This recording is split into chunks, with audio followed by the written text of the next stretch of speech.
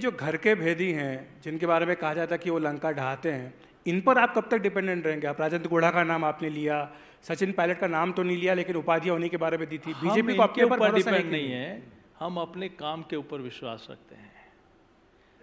9 वर्षों में नरेंद्र मोदी जी के नेतृत्व में जो कल्याणकारी काम हुए हैं, मैं दावे के साथ कह सकता हूं, 60 वर्ष का रिकॉर्ड उठा लीजिए, 9 वर्ष का रिकॉर्ड उठा लीजिए। कितने बैंक में खाते खुले गरीबों के लिए, जिनकी योजनाओं का सीधा पैसा उनके खातों में गया। कितने गरीब के आवास बने, कितने गरीब के शौचालय बने, कितने गरीब के उज्ज्वला के कनेक्शन मिले। मैं दावे के साथ कह सकता हूं कि जो 60 सालों में नहीं हुआ, वो नरेंद्र मोदी जी की सरकार में 9 वर्षों में हुआ है। ये विश्वास है आम जनता का नरेंद्र मोदी जी और भारतीय जनता पार्टी के प्रति। 2018 में कांग्रेस पार्टी ने जो अपना मैनिफेस्टो घोषणा पत्र जारी किया, उसमें कहा कि हम सरकार में आते ही संपूर्ण किसानों का संपूर्ण कर्जा माफ करेंगे, हम युवाओं को बेरोजगारी भत्ता देंगे, हम 5 वर्ष में बिजली का 1 पैसा नहीं बढ़ने देंगे, हम महंगाई को समाप्त करेंगे, हम सुशासन लेके आएंगे। कौन सा सुशासन आया?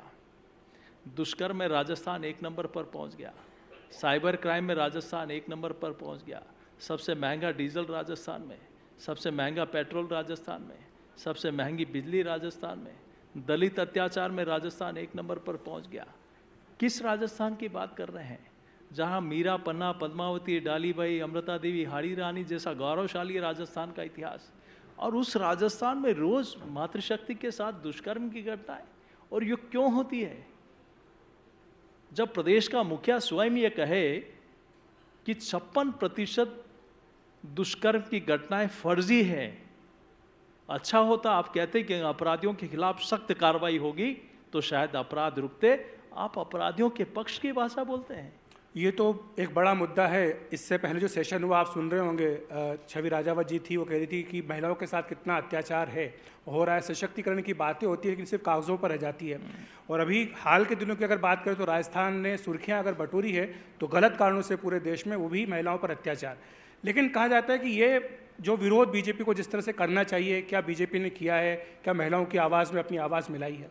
डेफिनेटली भारतीय जनता पार्टी ने हर मौके पर, और भारतीय जनता पार्टी अगर उसमें एग्रेसिव नहीं होती तो शायद ऐसे मामलों में प्रताड़ित को जस्टिस मिलना चाहिए, न्याय मिलना चाहिए। उल्टा जो प्रताड़ित परिवार है उसको और प्रताड़ना दी जाती है कि तुम जैसे तैसे लेके पैसे लेकर इस मामले को रफा दफा कर लो। ऐसे खाजूवाला में हो, चाहे बाड़मेर में हो, चाहे टोलाभीम में हो, इस सारी घटनाओं में अगर लोग बाहर थाने के बाहर धरने पर नहीं बैठे तो एफआईआर लॉन्च नहीं होती है। और वो ये कहते हैं कि जब आप भी ये देखिए कि लड़की हूं, मैं लड़ सकती हूं।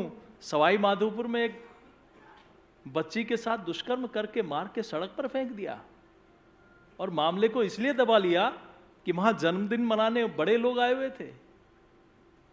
क्या ये आपका चरित्र है? लेकिन जोशी जी, ये कहा जाता है सरकार की ओर से, गहलोत साहब की ओर से, कि इस तरह की घटनाएं होती है दुर्भाग्यपूर्ण है, लेकिन इस मामले में जो कार्रवाई होनी चाहिए वो सरकार त्वरित गति से कार्रवाई भी करती है, जो दोषी होते हैं उनको पकड़ा भी जाता है। क्या हुआ भिलवाड़ा में? जहाजपुर में उस बच्ची के परिवार के लोग जब थाने पर रिपोर्ट लेकर गए तो शराब के नशे में थे। वो गरीब माँ किस हालात में वापस गई होगी, उनके परिवार के लोग ढूंढने गए, और परिवार के लोगों ने जब ढूंढते ढूंढते भट्टी के यहाँ लगा कि बोले सारी बत्तियां बंद है और एक बत्ती क्यों जल रही है, देखा तो वहाँ बॉडी जली हुई है। तो उन्होंने पास में एक जो लोग रह रहे थे उनको मारपीट, उनके साथ उनको बातचीत की, तब पता लगा कि यही आरोपी हैं। और जो मुख्य आरोपी है वो कहीं दूसरी जगह जो है। आपको सरप्राइज होगा, प्रताड़ित परिवार अपनी गाड़ी में उन लोगों को ढोके लगे। जब 2 लोग मोटरसाइकिल पर आए उनको बिठा के ले गए, और वो खुद पीड़ित परिवार मुलजिमों को पकड़ के लाया। क्या करती है? क्या आपका शासन प्रशासन है? क्या हुआ वहां दरियावद में? वो 3 दिन के बाद प्रशासन पहुंचता है, फिर कहते हैं एक परिवार का इश्यू है। परिवार का भी हो, लेकिन क्या किसी महिला के साथ इस प्रकार का व्यवहार होगा क्या?